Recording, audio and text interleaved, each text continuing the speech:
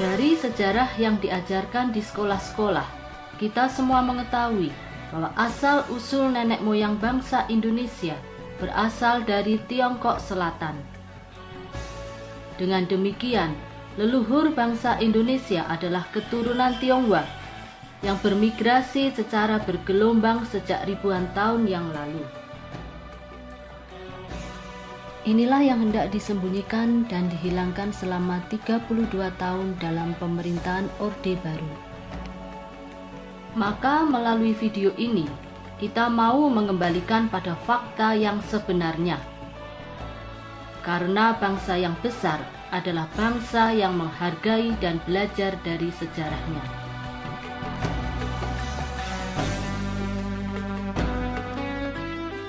Dengan bermodalkan perahu bercadi, nenek moyang kita mengarungi lautan yang luas dari Tiongkok Selatan sampai ke Kepulauan Nusantara, menjadi cikal bakal suku-suku di Indonesia.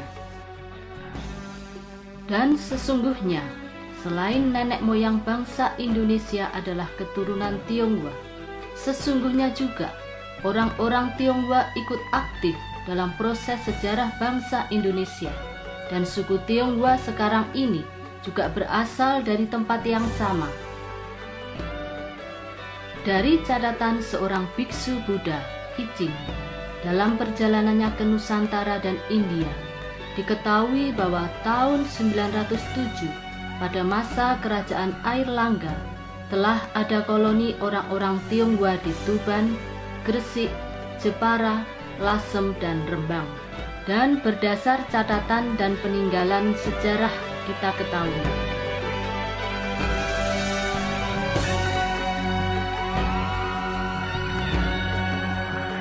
pada abad ke-15 zaman dinasti Ming, di tahun 1407, armada Laksamana Cheng Ho berlayar ke Nusantara membentuk koloni muslim di Sambas dan Palembang dan menumpas para bajak laut. Dalam perjalanan selanjutnya, armada Cheng Ho juga mendarat di Jawa. Di Semarang ada kelenteng terbesar peninggalan budaya Cheng Ho, yaitu kelenteng Sampokong di Gedung Batu, Semarang.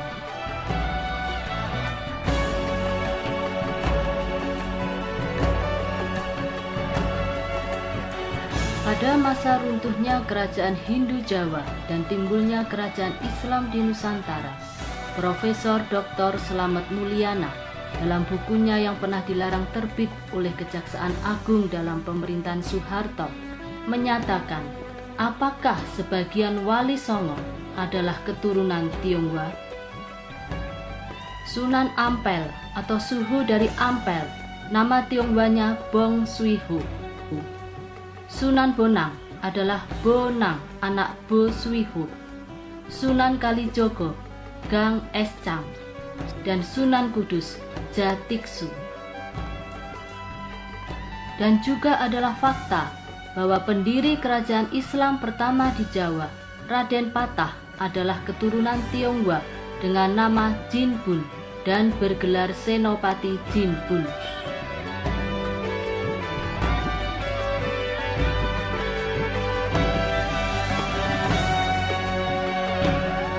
Di Jawa Tengah pada masa pemerintahan kolonial Belanda, Oei Tiong Ham adalah seorang konglomerat yang dilahirkan di Semarang, Jawa Tengah pada tanggal 19 November 1866.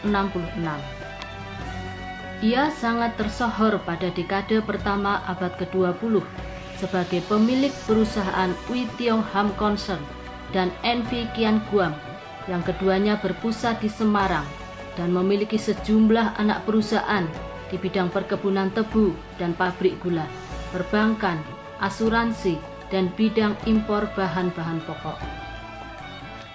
Oei Tiong Ham juga ikut mendirikan Tionghoa Sanghui atau Kamar Dagang Tionghoa dan selama beberapa tahun ikut aktif di dalamnya. Ia juga aktif dalam dunia pendidikan, menjadi pengurus dari Hua Ing Chun Si atau Chinese English School di Semarang. Sekolah ini didirikan untuk menampung lulusan-lulusan dari Tionghoa Huikuan yang ingin melanjutkan sekolahnya sampai perguruan tinggi. Dari sini dapat kita simpulkan bahwa orang Tionghoa adalah nenek moyang bangsa Indonesia dan tokoh-tokoh dalam perjalanan sejarah kita.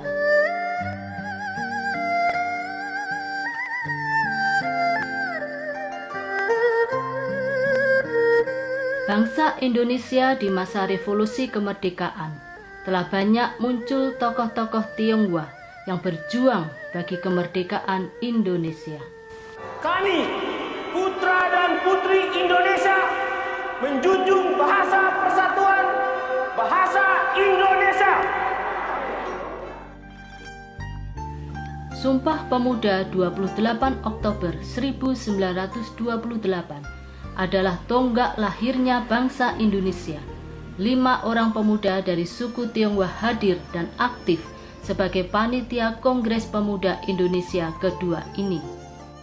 Mereka adalah Ui Kai Siang, Lau Jan Hock, Jiu Jin Kue, Kui Tiam Hong, dan Ihchan Muhammad Chia. Dan Kongres Pemuda ini dilaksanakan di gedung milik orang Tionghoa yang bernama Si Kong Leong. Dan di tempat ini pula lagu Indonesia Raya diperdengarkan dengan gesekan biola oleh W.R. Supratman.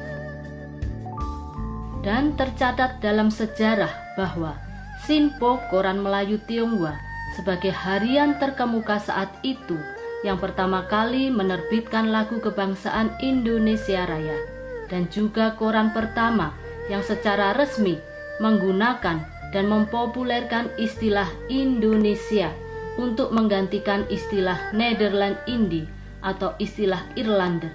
Akibatnya, pemerintah kolonial Belanda mencabut iklan-iklannya.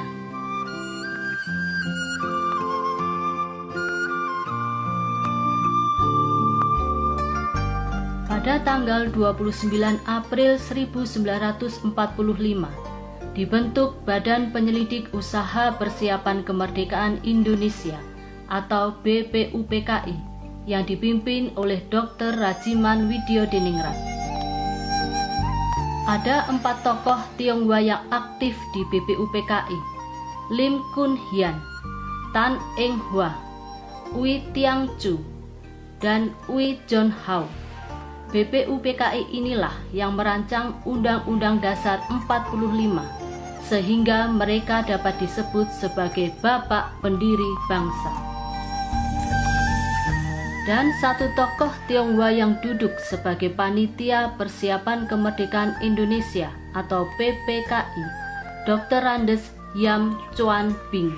PPKI inilah yang mengesahkan dan mengangkat Insinyur Soekarno dan Dr. Andes Muhammad Hatta sebagai Presiden dan Wakil Presiden pertama di Indonesia, serta mengesahkan Undang-Undang Dasar 1945 sebagai Konstitusi Indonesia. Aklamasi kami, bangsa Indonesia, dengan ini menyatakan kemerdekaan Indonesia. Hal-hal yang mengenai pemindahan kekuasaan dan lain-lain diselenggarakan dengan cara saksama dan dalam tempo yang sesingkat-singkatnya. Jakarta, 17 Agustus 1945, atas nama bangsa Indonesia, Soekarno, Hatta. Dalam peristiwa proklamasi kemerdekaan Indonesia, tercatat nama Jiu Kisyong karena di rumahnya di Rengas Dengklok inilah draft proklamasi dituliskan di atas kertas, dan di rumah Jiu Kisyong ini pula Ibu Fatmawati menjahit bendera pusaka merah putih.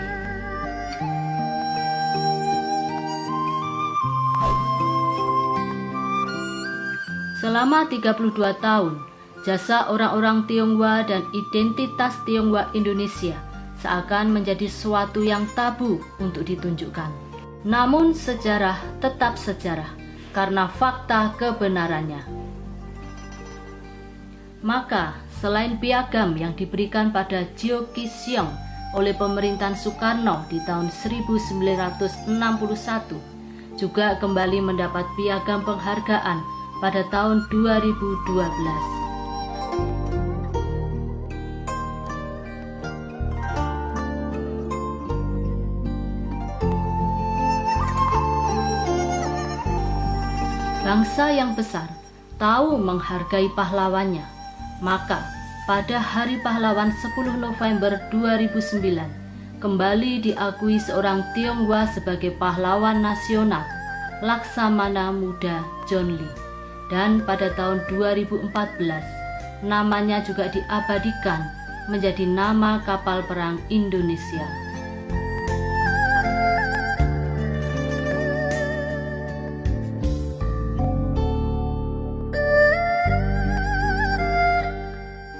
Di era kemerdekaan, hampir di setiap lini kehidupan bangsa Indonesia selalu muncul orang Tionghoa yang menjadi tokoh di bidangnya dan menjadi kebanggaan bangsa.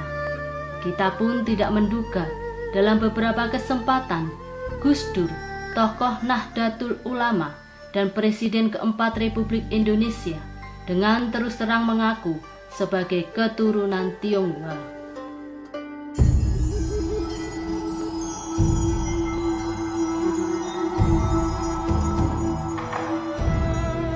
Namun, kerusuhan demi kerusuhan menjadi sejarah pahit bagi warga suku Tionghoa Indonesia. Dan kerusuhan Mei 1998, kembali suku Tionghoa menjadi kurban. Bukan hanya harta benda dan nyawa, namun juga kehormatannya sebagai sesama warga Indonesia telah dinistakan. Kerusuhan Mei 1998 adalah noda hitam bagi bangsa Indonesia. Kerusuhan terhadap warga suku Tionghoa Indonesia yang masih saja terjadi, diyakini masih ada masalah mendasar yang perlu diatasi secara tuntas dan selamanya.